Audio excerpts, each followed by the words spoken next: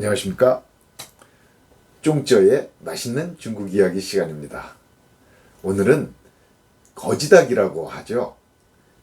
부귀닭, 부자닭이라고도 하는 소주 남경이 속해 있는 강소성, 항주가 속해 있는 절강성 요리에 대해서 말씀드리도록 하겠습니다. 거지닭 하면은요, 이 잘 다듬어진 닭을 연꽃의 연잎에 싸거나 아니면 호일에 싸서 그것을 또 진흙을 두껍게 발라가지고 장작불 위에 올려놓고 잘 익혀서 먹는, 잘 구워 먹는 그런 요리입니다. 그렇게 요리를 하면은요, 이 닭이 참으로 향도 좋고 맛도 아주 좋을 뿐만 아니라 육질이 아주 부드러워서 먹기에도 좋고 소화도 잘 되는 그런 아주 고급 요리입니다. 그런 어떤 닭 요리가 거지닭이나 어떤 부귀닭이라는 이름이 된 데는 사연이 있는데요. 오늘은 그 스토리에 대해서 알아보도록 하겠습니다. 옛날에 강소성의 남쪽에 있는 양자강변에 상숙이라는 마을이 있었답니다. 그 마을에 며칠을 쫄쫄 굶은 거지가 구걸을 하러 들리게 됐대요. 근데 구걸을 하면서 운 좋게도 살아있는 닭을 한 마리 구했답니다. 그것이 훔친 닭인지 아니면 부잣집에서 이렇게 적선을 한 닭인지는 사실은 잘 모르겠는데요. 그 닭알 한 마리 구하니까 이 배고픈 거지가 얼마나 기뻤겠어요. 그래서 그 닭을 들고 마침 그 근처에 있는 산기슭으로 갔대요. 근데 산기슭에 가서 그 닭을 어떻게 좀 해서 먹으려고 하다 보니까 이게 요리 도구가 있는 것도 아니고, 그리고 요리를 하자면 조미료가 좀 들어가야 되는데 그런 조미료도 없고요.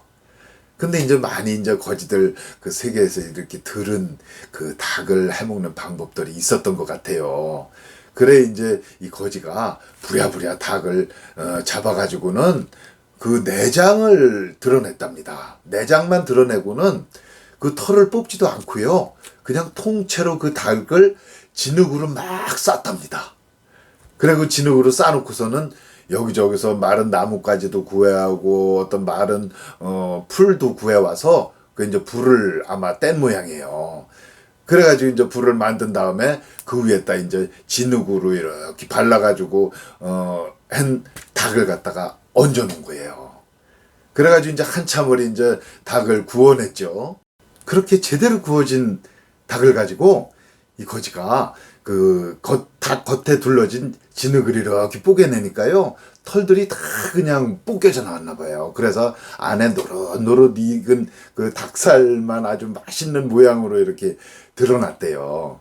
그래가지고 이제 거지가 이제 허겁지겁 배가 고프니까 얼마나 맛있게 이 닭고기를 먹었겠어요.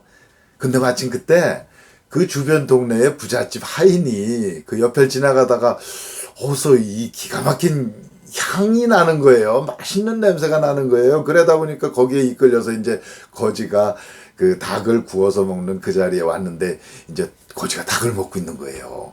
그래, 이 향도 좋고 참 굉장히 맛있어 보이니까 그 거지한테 아마 이 닭을 어떻게 구워내고 어떻게 요리한 건지 거기에 대해서 물어봤고, 그 하인이 이제 집에 들어가서는 그 주인 어른한테 사실은 이만저만해서 이렇게 가다 보니까 산기슭에서 거지가 닭을 구워서 먹는데 너무 향도 좋고 맛있어 보였습니다. 이렇게 주인장한테 구해바치니까 주인장이 그럼 그렇게 한번 닭 요리를 해봐라 하고서는 그 닭 요리를 그대로 이제 거지가 한 대로 하고 난 다음에 집사람들이랑 아니면 주변에 이제 가까운 친구들 몇 명 불러서 먹게 한 모양이에요. 그러더니 그 집에 있는 집 식구들도 그렇고 친구들도 그렇고, 아니 어디 이렇게 맛있는 음식이 있냐고, 그거를 이제 그 사람들이 표현하기를 짠부쥐의 코, 입을 다물지 못하고 이제 칭찬한다, 침이 마도록 칭찬한다, 이런 뜻으로 표현을 했답니다. 그래서 친구들이 이게 무슨 요리요? 그러니까 거지가 해먹던 닭 요리인데 참 맛있다고 그래서 한번 해봤습니다 라고 소개를 했고요. 그 후에 일반인들의 어떤 식상활로 들어와 가지고는 쭉 전래되어 오면서 제대로 된 요리로 발전이 되었던 것 같습니다. 그런데 이 거지닭이 또 어떻게 부귀닭이나 부자닭으로 이름이 되었는가, 이제 거기에 대해 얽힌 스토리가 있는데요. 그 첫 번째가 명나라 태조 주원장이 황건적 난에 가담해서 이제 정부군하고 이제 대치해서 싸움을 하던 때인데요. 때마침 그때가 이제 정부군한테 연전연패해서 뭐 쫓기다 보니까 체력도 고갈이 되고 뭐 음식도 제대로 못 먹으니 배가 고파 죽고 싶을 그런 상황에서 마침 이제 거지가 그 거지닭을 구워 먹는 그 자리를 지나게 된 거예요. 그래 이제 그거를 얻어 먹는데 얼마나 맛있겠어요. 근데 또 공교롭게도 그 거지닭을 먹고 나서 모든 게 술술술 잘 풀리고 전투도 연전연승해서 결국은 저 명나라의 어떤 태조 황제로 이제 등극을 하게 됐답니다. 그래서 이제 등극한 후에 이 주원장이 생각하기에 내가 그 정부군한테 연전연패할 때 이런 일이 있었고 그 후로 일이 잘 풀려서 내가 황제까지 오르게 됐다고 그 닭을 그럼 부귀닭이라고 해라 이렇게 말을 해서 부귀닭이 됐다는 얘기도 있고요. 또 다른 한 가지는 청나라 6대 황제가 이제 권룡 황제가 있는데요. 권룡 황제는 아마 강희제와 더불어 어떤 청나라의 전성기를 이끌던 그런 어떤 황제라서 중국인들의 어떤 민간 고사에 많이 이렇게 회자되는 얘기가 되는 그런 황제입니다. 그래 이제 이 부귀닭하고도 관련돼 있는데요. 마침 이 권룡 황제가 이제 강남 쪽에 암행순시를 이제 나왔다가 잘못해서 이제 신하들하고 또 떨어지고 이제 혼자 헤매게 됐나 봐요. 근데 얼마나 그 모습이 처량했는지 거지가 보기에도 이제 뭐 안쓰럽게 이루 말할 수가 없었던 그런 상황이었던 거예요. 그래서 하도 불쌍해서 자기가 마침 구워 먹던 닭 요리를 주면서 좀 이것 좀 드시라고 이렇게 한 모양이에요. 이 뭐 헤매던 이 권룡 황제가 먹어보니 얼마나 맛있어요. 그러니 아니 그게 무슨 요리요? 그렇게 물어보니까 거지가 해먹는 닭이라고 해서 거지닭이요 이렇게 얘기하기는 미안하고 그러니까 부귀닭이요 그렇게 얘기를 했대요. 그래 이제 권룡 황제가 그걸 기억하고 이제 다 이제 궁으로 돌아와서 내가 이런 스토리가 있었는데 그런 닭 요리를 좀 해봐라 하고 그걸 부귀닭이라고 명명했다고도 합니다. 근데 이제 명태조 주원장 스토리나 권룡 황제 스토리나 사실은 후세인들이 좀 지어낸 것 같고 그거보다는 더 그래도 현실성 있는 얘기는 이제 거지닭이 이렇게 민간에 전래돼서 쭉 전파되어 오는 과정에서 아무래도 옛날에 이제 닭 요리만 해도 고급 요리 아니겠어요? 그거를 쉽게 해 먹을 수 있는 게 서민은 아니었던 것 같습니다.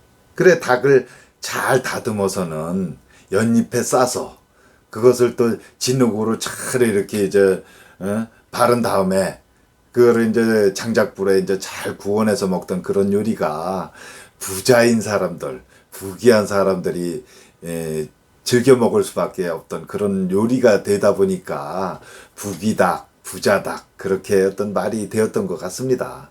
그래서 이 거지닭은 자화지가 이제 거지입니다. 그래서 자화지라고도 하고요. 어떤 상숙 지방에서 먹던 거지닭이라고 해서 창수 자화지라고도 하고 또 연잎에 싸서 요리하는 거지닭이라고 해서 허예 자우화지라고도 합니다. 또 그리고 거지를 이르는 또 다른 말이 이제 저희 말로 이제 걸개, 치가이라고 합니다. 치가이. 그래서 치가이지라고도 하고요. 또 이제 그 이제 부귀닭이라고도 말씀드렸지 않습니까? 그래서 후구이지, 부귀닭 그렇게도 얘기를 합니다. 실제로 이 거지닭, 즉 저 어떤 부귀닭 이거는 강소성 절강성의 어떤 대표 요리이기도 하지만 그 맛도 실제로 뛰어나기 때문에 저도 적극 추천하고 싶습니다. 그럼 이것으로 이제 거지닭에 대한 소개를 마치고요. 다음은 디엔신 쫑원 새참 중국어 시간입니다. 닭은 요리 역사상 상당히 중요한 위치를 얻었습니다. 지在菜的历史上得了相当重要的地位. 닭은 요리 역사상 상당히 중요한 위치를 얻었습니다. 即在菜的历史上得了相当重要的地位. 저는 상숙의 거지닭을 먹고 싶습니다. 我想吃仓鼠叫花鸡. 저는 상숙의 거지닭을 먹고 싶습니다. 我想吃仓鼠叫花鸡. 거지닭은 강소 지역의 전통 요리입니다. 叫花鸡是江苏地区的传统菜. 거지닭은 강소 지역의 전통 요리입니다. 叫花鸡是江苏地区的传统菜. 저는 당신이 부귀닭을 드실 것을 추천합니다. 我推荐你吃富贵鸡. 저는 당신이 부귀닭을 드실 것을 추천합니다. 我推荐你吃富贵鸡. 이상입니다. 다음에 뵙겠습니다. 안녕히 계십시오.